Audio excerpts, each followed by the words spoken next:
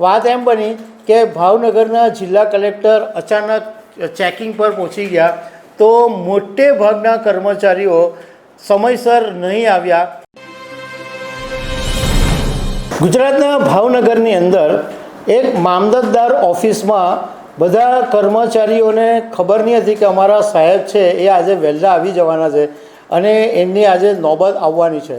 વાત એમ બની કે ભાવનગરના જિલ્લા કલેક્ટર અચાનક ચેકિંગ પર પહોંચી ગયા તો મોટે ભાગના કર્મચારીઓ સમયસર નહીં આવ્યા અને 11 વાગ્યા પછી જ બધા આવ્યા। તો આ લેટ લતીફોને કલેક્ટરે જબરજસ્ત લપડાક મારી છે અને સોશિયલ મીડિયા પર આ લેટ લતીફોના વિડીયો પણ વાયરલ કર્યા છે।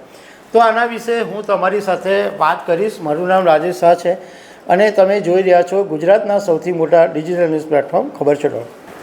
આપણા મગજની અંદર બહુ ક્લિયર કટ ઇમેજ છે કે જે લોકો સરકારી ઓફિસમાં નોકરી કરે છે એ લોકો રાજાશાહીની જેમ નોકરી કરે છે। બાપાનો બગીચો હોય એમ સમયસર આવવું નહીં, ગમે ત્યારે આવવું અને કામ કરવું નહીં અને એવી બધી જે કર્મચારીઓ અને અધિકારીઓની ફિતરત છે એ આપણને ખબર છે અને આ હમણાંથી નથી ચાલતું, વર્ષોથી આ ચાલે છે।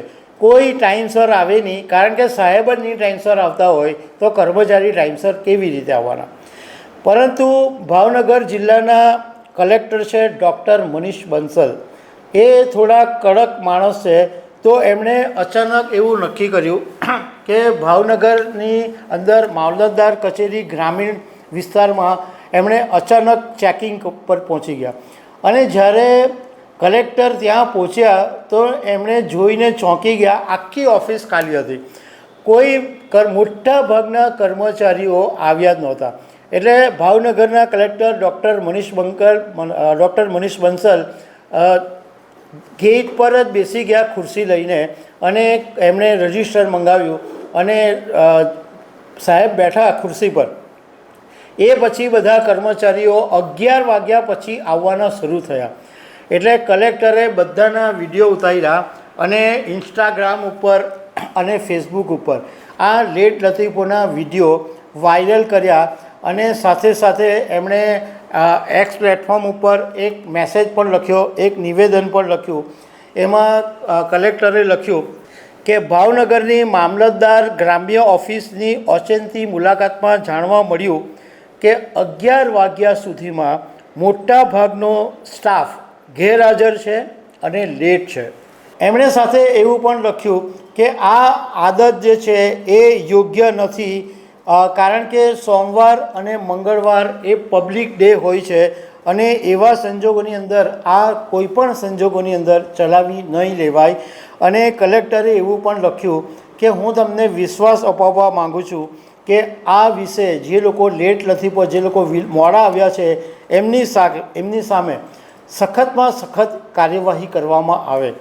હવે ડૉક્ટર મનીષ છે એ 2013ની બેચના આઈએએસ અધિકારી છે અને રાજસ્થાનના ગંગાનગરના છે અને સોશિયલ મીડિયા પર તેઓ એકદમ એક્ટિવ અધિકારી તરીકે કહેવાય છે અને હજુ એપ્રિલ 2025ની અંદર જ ભાવનગરના કલેક્ટર બન્યા છે।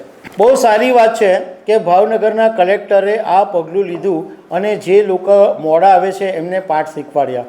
પણ સવાલ એ ઊભો થાય છે કે આવું તો ઘણીવાર બન્યું છે।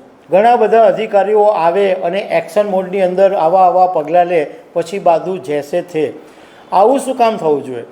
ઇવન ગુજરાતના મુખ્યમંત્રી નરેન્દ્રભાઈ હતા ત્યારે ઘણા બધા લોકો ડરતા હતા કે સાહેબ ગમે ત્યારે દંડો વીંજી નાખે, તો લોકોમાં એક ડર હતો। પણ શા માટે કર્મચારીઓ અને અધિકારીઓ ડર પર જીવે?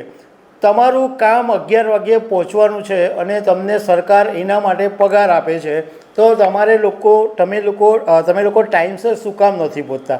અને દર વખતે આવી એકાદ બે એક્શન લેવાથી શું મતલબ લેવાનો? એક્શન લેવા હોય તો રોજે રોજ અથવા એક જ વખત એક્શન લેવા કે બીજી વખત કોઈ અધિકારી કે કર્મચારી મોડા આવવાની હિંમત જ નહીં કરે। તો દર્શક મિત્રો, આવી અનેક વાતો સાથે અમે તમને મળતા રહીશું। Thank you very much.